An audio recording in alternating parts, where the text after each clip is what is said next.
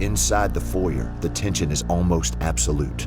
A long stone staircase, the handrail cold beneath our sliding fingers, the steps uneven beneath our feet as we climb down toward the music.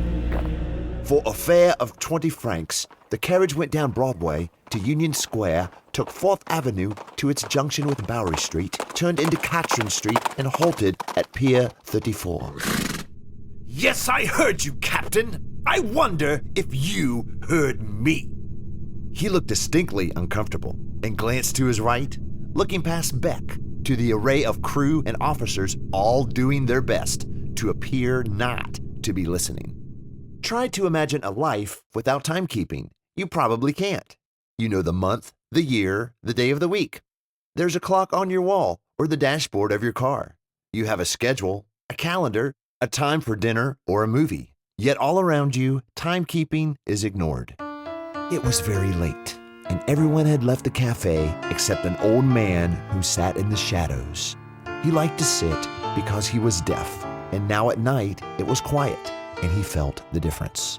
I wanted you to see what real courage is, instead of getting the idea that courage is a man with a gun in his hand. It's when you know you're licked before you begin, but you begin anyway, and you see it through. No matter what. His soul swooned slowly as he heard the snow falling faintly through the universe and faintly falling like the descent of their last end upon all the living and the dead. They got up and withdrew quietly into the darkness and made for the doors. Sam they left behind, fast asleep, still with a smile on his face. As they stepped over the threshold, a single clear voice rose in song. In a weedy lot on the outskirts of Memphis, 2 boys watched a shiny Lincoln pull up to the curb. 11-year-old Mark Sway and his younger brother were sharing a forbidden cigarette when a chance encounter with a suicidal lawyer left Mark knowing a bloody and explosive secret.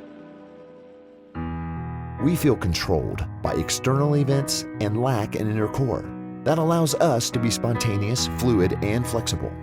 We see people as bodies, but not as souls. They have form and shape, and even beauty, but we don't feel their essence.